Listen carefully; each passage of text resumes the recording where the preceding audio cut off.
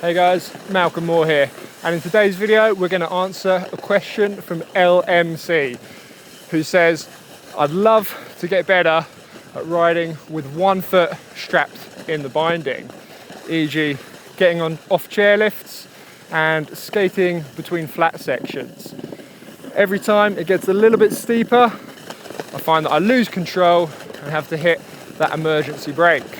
So I'm on a bit of a flat section here. It's starting to get a little bit steeper, and invariably riding with one foot in is something that you will encounter quite a lot the more you start snowboarding. You know, we're not skiers, we don't have poles to push ourselves along the flats, to get ourselves on the chairlifts, which means that when we come off the chairlift, we've got our back foot not strapped in. We have to be able to control ourselves where the board goes, whether that's onto your heel side or round onto your toes. And if I come to a complete stop here, of course we have to be able to skate like this as well to get some speed up to get over these annoying flat sections.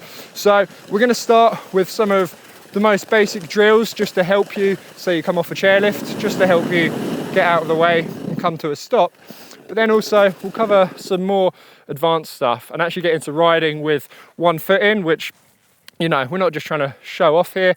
It can actually have some benefits that's going to help your overall riding as well. So let's get into that question from LMC. And if you guys have anything you want me to cover, make sure you drop them down in the comments below.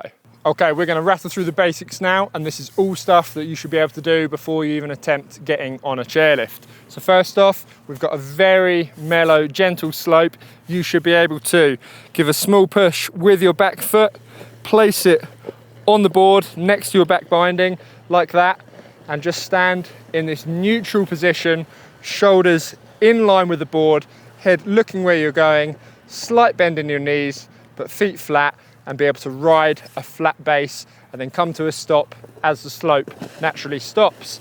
So we're going to go back up a little bit higher, give it another go. As you can see, I'm now skating, so just skating in between these exercises is going to improve your skating ability.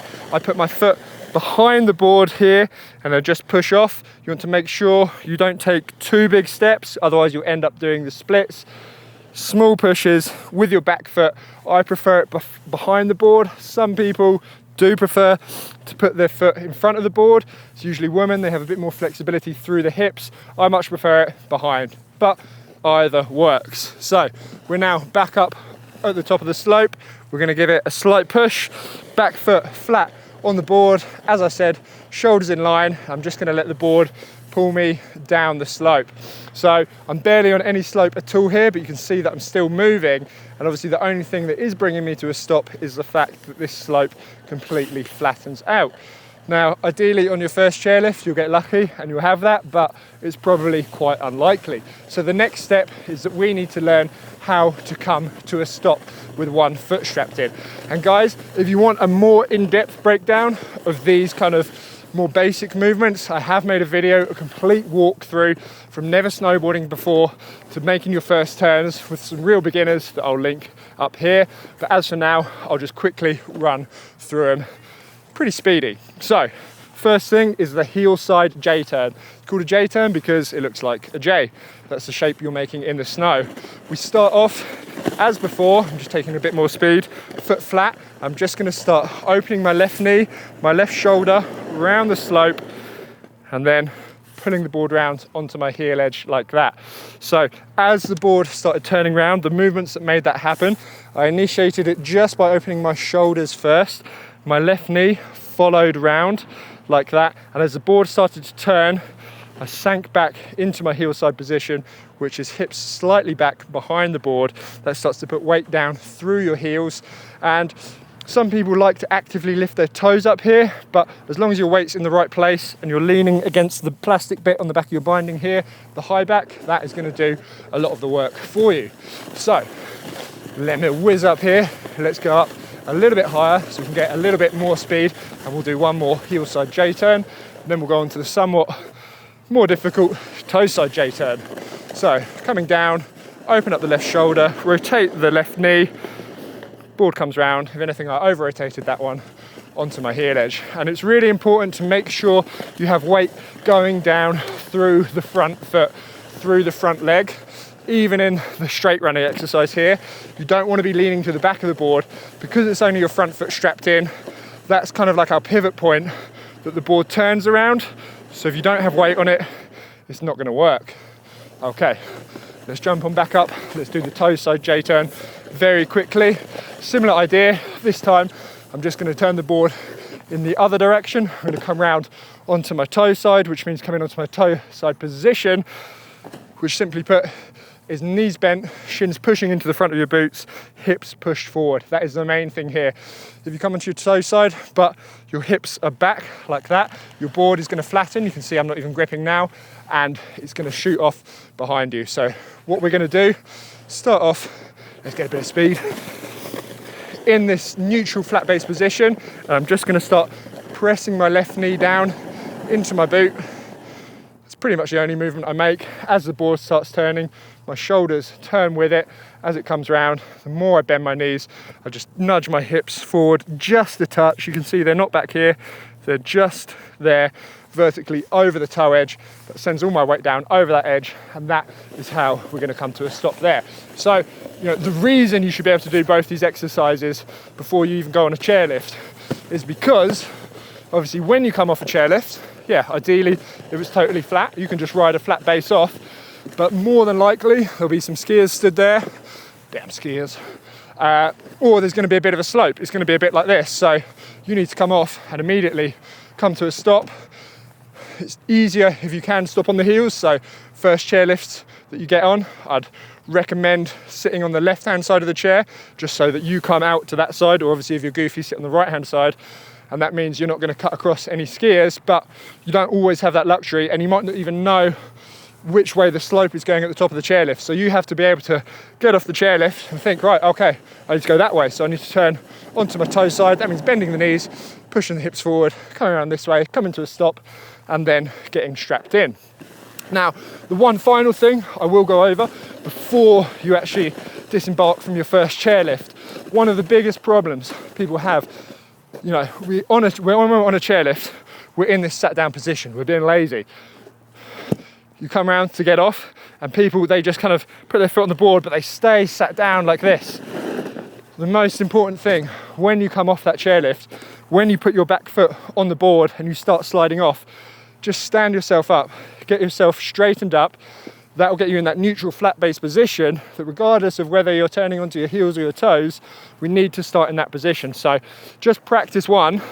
Imagine we're sat down here, kind of low on the chairlift. Push yourself off in this low position, and then there we go. Just stand up, get into this neutral flat base position, and then, hey presto, you can come to a stop. So as I mentioned, those are the prerequisites. You should be able to do that heel side and toe side J turn as a minimum before you go on a chairlift. Now we're going to go up on the slope and do some one-footed exercises that will also help you. There it was a very mellow slope behind me. Hopefully the beginner chairlifts, they will have it, a nice slope like that, but as I say, often they don't. So we're going to do some exercises that you can actually practice on the slope that will help you ride one-footed when you do come off those fast, nasty chairlifts, and it really kind of dips down right away. So let's get into that now. Why am I talking like that? Blanca. Okay, so let's go into getting off that first chairlift. Get the bar out of the way. Turn the board so it's facing forward. I'm just going to wait until the snow is under my feet. Right about here. I can feel my back foot on the board, push myself up, stand up, slide off, flat base position. I'm going to turn around a little bit onto my toe edge just by bending that left knee, hips slightly forward. Now I'm going to start skating through the skiers there. And I'm not going to explain the skating too much. It's one of those things, the more you do it, the better you will get at it. So here, as I'm skating across, the slope is slightly tilted that way. So as I'm skating, I'm just lifting my toes up slightly, and then as I put my back foot on the board, I'm just leaning back into that heel edge position a little bit, just to kind of keep the board gripping and traversing across the slope. Now I make that J turn to come to a complete stop, And we're going to start to go through some of the exercises that you can do with both feet strapped in that will actually help you ride one-footed. So let me just quickly get into the binding here. Look at that. Very clever. I'm going to review these soon. And the quite cool thing about these bindings is although I just stepped in, I can use them as a normal binding and loosen them off here, which is what we're going to do for this exercise. What I've done with my back foot, I've really loosened my toe and my ankle strap, so you can see that my foot can wobble around a little bit, and we're just going to go riding. And what this is going to really do is really just bring a lot of attention to your front foot. It feels a bit weird, feels a little bit strange as I turn the board and my back foot's loose. What this really forces you to do is just steer using your front foot, using your front knee right here. And hopefully when you start to learn snowboarding, one of the first things you did was that straight running exercise and those one-footed J-turns, because whilst they are good for helping you come to a stop when you have one foot strapped in, they're also really good because it introduces you to the idea of knee steering. And that is when I want to turn from toes to heels, this left knee, my left knee pulls me round into the turn. When I want to go from heels to toes, it rolls back over the board. And as my knee crosses the board, so do my hips. On the heels, my hips are back behind the board. They go into this neutral position and then over onto the front of the board on the toe edge. And with this back foot unstrapped now, the end of the turn here, it's not going to feel great. It's going to wash out a little bit because I'm not applying pressure through my back foot. The board's not really gripping, but you should quite easily be able to initiate the turn. And notice as well how my shoulders, everything is staying nice and in line with the board. I'll put the camera up here so you can see me from above. My arms nice and straight like that. There's no twisting or anything going on. Now, I've talked about counter rotation a little bit in a few of my recent videos. It's a really bad habit that you don't want to have. And if you are turning with counter rotation, that is kind of turning like this, if you try and do that with one foot strapped in, basically, you're not going to have a good time. It really kind of kicks the back end of the board out, and if your foot is just resting on top of the board, if it's not strapped in, it's going to shoot out and you're basically going to fall on your backside. So you don't want to do that. So as with many things in snowboarding, the key to being able to do it well is having that solid base, good stacked posture, shoulders in line with the board, understanding what toe and what good toe and heel edge posture is. Sorry, I lost my words for a minute there. And I've got videos going over all those things, which I'll put down in the description below. So now we're kind of at a stage with knee steering. You're able to use that front leg to get the board to come around. So let's go over some slightly more tricky things that we can do. I wouldn't say this is anything you need to do, but this is just going to help you get better at one foot riding as well. So a bit like the J-turns that we were just doing before, I'm on a much steeper and bigger slope. I'm going to start off, point the board down the slope, foot resting on the back. I'm going to try that J-turn, but this time I'm going to try and see if I can hold it and allow it to kind of pull me across the slope. So board comes down onto my toe edge. I have to be quite gentle with the movements, just kind of nudge my hips forward, keep my shoulders in line with the board. But you can see, even with one foot strapped in, let's take a look back at that line. I mean, it's no pencil thin carve line, but it's not bad. I was able to grip even with one foot in across the slope. So we'll do the same thing on the heels now. Board pointing down the slope, rock back onto my heels. Ooh, a lot more skidded, that one. There we go. Started to get the grip there, and now I still can traverse with that board across the slope. So before you try this one, a little bit more skidded my line there, not so good on the heel side. Find that one a little bit harder. So before you try that one, and that's not really something you necessarily need to do unless you find yourself on a green slope, you're a little bit bored, you're waiting for some mates, unstrap that back foot, give it a go, but it still can be done. You can ride with one foot strapped in because all of our turning when we're snowboarding does come from this front knee. So to prove that point, We're going to get further down there. I'm going to take a run with one foot strapped in just to show you the movements I'm making there, but really it's just that kind of knee steering, using that front knee to pull you around. All right, let's get on to that bit then. But before we do that one, we're going to get off a chairlift again in a more real scenario with some actual skiers. Got one here. How are you getting on? All Fantastic. Good. So we know what skiers can be like. They can sometimes cut you up a little bit. We don't know where they're going to go. So let's see what happens here. Bar coming up. Take it easy on your mouth. Go. So what I sometimes like to do is actually just hang back a little bit. I'll let them jump off. I pop off at the end, foot flat on the board. They're well trained, these ones. And so yeah, that was nice and easy for me. I was able to just slide off, foot flat on the board. Let's imagine I had come off and it was a bit steeper, like down here. I might have had to just pull the board round onto the toe edge like that, bring it to a stop, or if I was coming over to the left, foot flat on the board, just the same. J-turn, round to the left. I said left last time, get my left and right mixed up.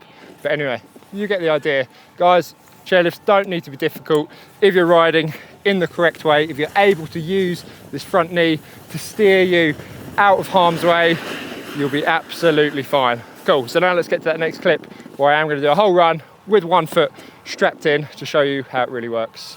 All right, let me just pop my back foot out and we'll get into a little bit of actually riding with just one foot strapped in. Now, ideally, this isn't a situation you should really find yourself in very much. You know, when you come off a chairlift, hopefully they kind of flatten out, or you know, it's not too steep. So kind of besides an actual binding malfunction, you shouldn't really have to actually ride with one foot in much at all, but it's worth giving a try because, as I said, it can be quite